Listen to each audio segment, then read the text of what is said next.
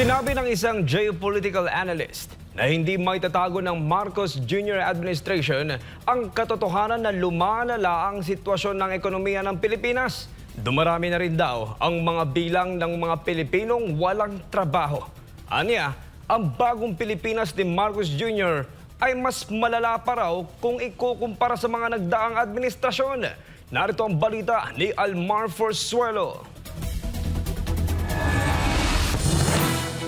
So where's the economy today? It is really in hell. Ganito inilarawan ng isang geopolitical analyst at Pangulo ng Asian Century Philippine Strategic Studies na si Herman Camentong Chu Laurel ang sitwasyon ngayon ng ekonomiya ng Pilipinas sa ilalim ng Marcos Jr. administration. Sa panayam ng SMNI News kay Camentong, sinabi nito na imbis na solusyonan ng kasalukuyang administrasyon ang problema sa lumalalang ekonomiya ay tila lumala pa raw ito. Paliwanag ni Camentong, hindi raw nabigyan ng kasalukuyang administrasyon ng solusyon ang mataas na singil sa presyo ng kuryente, mahal na presyo ng mga pangunahing bilihin sa merkado at ang dumaraming bilang ng mga Pilipinong walang trabaho.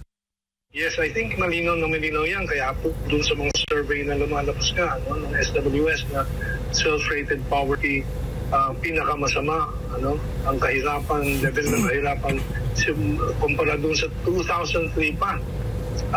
22 years ago, am I correct sa mathematics ko? 22 years ago, mas malapang ngayon. Kabilang na rin daw ang problema sa turismo at agrikultura dahil imbis na makapagbigay ng mga trabaho at murang bigas ay lalo pa anyang lumala ito.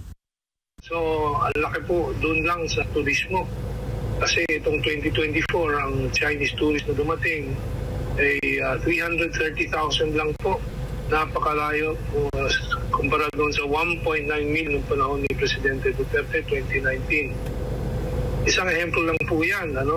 Yung sa agrikultura ay kita po natin nag-anunsyo ng 20 peso rice pero 2 taon na po hindi po ma-deliver yan at kung ano-anong ginagawa po nila. Binigyang diin din nito ang matinding korupsyon na lalong nagpahirap sa mga ordinaryong Pilipino.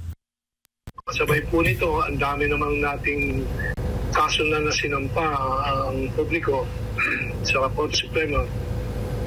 Kine-question yung panghuyigop po, pangutot ng mga pondo ng mga kongresista para sa kanilang mga ayuda campaigns, electioneering, at napakalaking issue na dinala sa Supreme Court itong PhilHealth Fund na kinuha po ng Department of Finance, ng Bureau of Treasury, at dinala kung saan-saang political expenses mo naman, Sa huli sinabi ni Camentong na ang bagong Pilipinas ni Pangulong Marcos Jr. ay mas malala kumpara sa mga nagdaang administrasyon.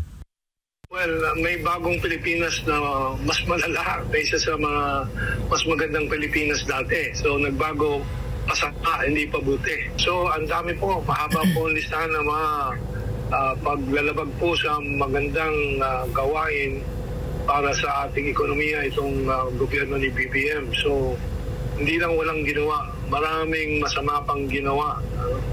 So, paano na tayo masasalba po dito sa crisis natin? Hanggang sa ngayon, wala pa pong remedial measures ang ginagawa. Para sa Diyos sa Pilipinas, kung mahal Almar Forzuelo, SMNI News.